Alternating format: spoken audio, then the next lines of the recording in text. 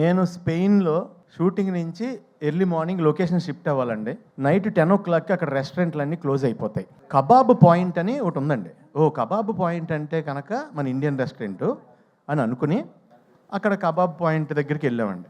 బయట కొంతమంది కట్టేసి కబాబ్ పాయింట్ క్లోజ్ చేసి బయట నుంచుని వాళ్ళు అక్కడ నుంచుని సిగరెట్లు కాలుస్తున్నారంటే ఆ ఓనర్ తాలూకు ఇద్దరు బ్రదర్స్, లోపల ఒక బ్రదర్ ఉన్నాడు, పెద్ద బ్రదరు.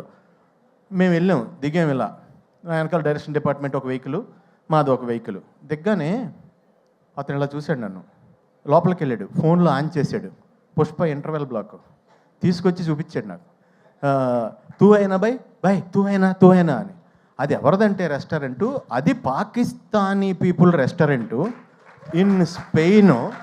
ఒక అర్ధరాత్రి నన్ను చూసి వాళ్ళు ఏమేమి ఐటమ్స్ వండగలరో అన్ని ఐటమ్స్ వండి నాకు, ఆదిత్య రవిచంద్ర డైరెక్షన్ డిపార్ట్మెంట్కి, డైరెక్టర్కి, అందరికీ నేనేంటంటే వాళ్ళందరూ తింటున్నారు, వీళ్ళందరూ వాళ్ళ ఇంట్లో వాళ్ళని లేపేసి వీడియో కాల్ ఇచ్చారు నాకు.